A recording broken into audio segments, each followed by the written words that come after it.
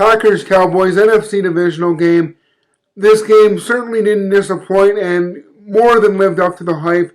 Lots to talk about. This game was up and down, back and forth near the end. So lots to cover, guys. But first, I want to talk about going into this game, leading up to it. If you were a fan or an analyst on TV, I'm sure a lot of people, from what I heard and what I saw, didn't have Green Bay on the radar to even make it to the NFC Championship game, because this season everybody has been just enthralled with Dak Prescott and the Dallas Cowboys. And don't get me wrong, they had a phenomenal season. 13-3 is outrageous, outrageously good. Dak Prescott in this game was outrageously good. But my point is coming into this game, I was watching NFL Game Day postseason. I'm pretty sure that's the name of the show. The one with Deion Sanders and LaDainian Tomlinson. They were talking. Sanders, obviously former Dallas Cowboy, wanted the Cowboys to win. Was right about Green Bay up early, but the Cowboys pulling it out. I watched Chris Schultz do Risky Business here in Canada on TSN.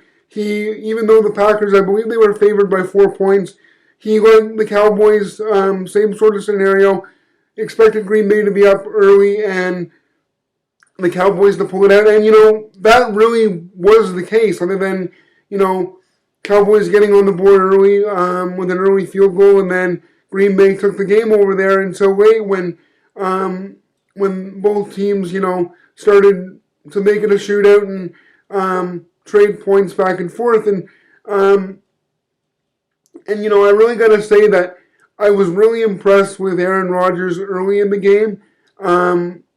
But pretty much all of the games I've ever seen Green Bay play with Aaron Rodgers, he's either, shit in the first half and good in the second half and they end up winning.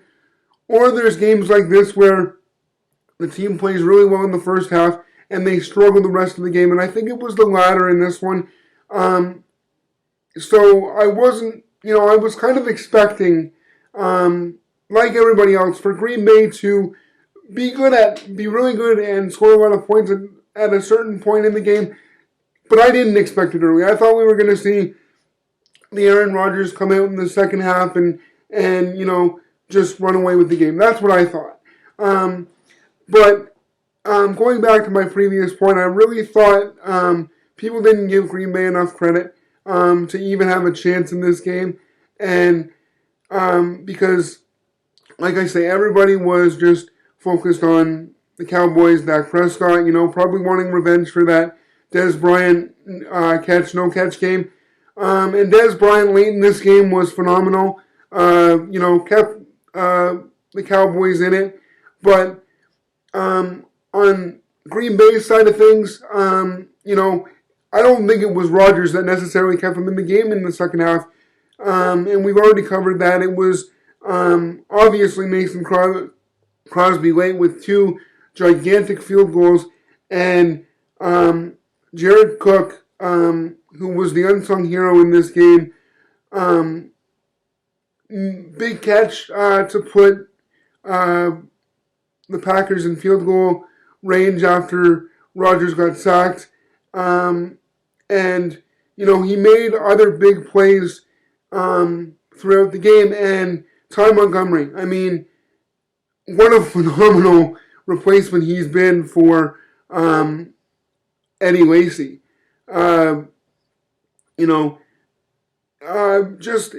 Giving the Packers a chance to even have a run game.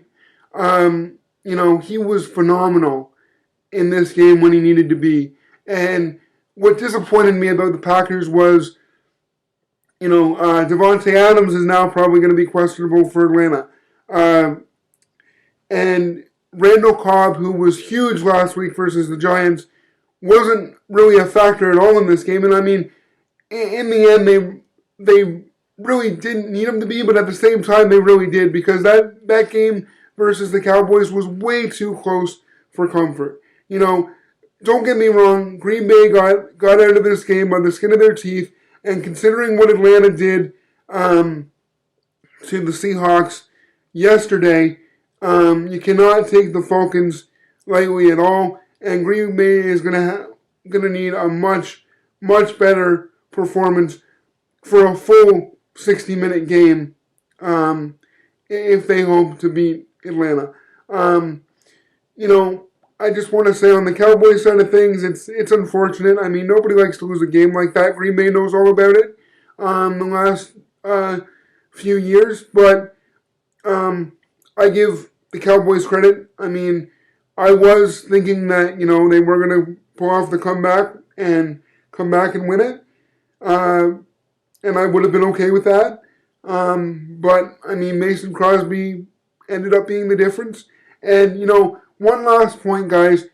When I told you I was watching the NFL Game Day yesterday, the postseason edition with Damian Tomlinson and Deion Sanders were asked who their who their dream Super Bowl matchups were for this season, and either of them picked the Packers. My dream matchup, and I haven't been vocal about it, is Brady versus Rodgers. Because it can only happen in the Super Bowl, and it's never happened before. We've seen Brady and Peyton Manning many times. Never in a Super Bowl, but we've seen that matchup. You know, because Peyton Manning is now retired and it can't be in a Super Bowl situation, Manning versus Brady, I think Brady versus Rodgers is like Tyson and Ali in this era of the NFL. You know, Sanders and I think Sanders won in the Cowboys, obvious there, and I can't remember who Tomlinson picked, but I want Brady and Rodgers in the Super Bowl, and I'm not overlooking Atlanta. I've already touched on that. Atlanta's got a good team. They've proven that this year. They've kind of been a dark horse under everybody's radar, I think, in a lot of cases, because everybody's been focused on, you know, the Patriots, which is obvious, and this year the Cowboys. So that's all I really got to say, guys. Hope you enjoyed the game. Hope you'll give this video a thumbs up, and hit that subscribe button for me, and I will see you in the next video.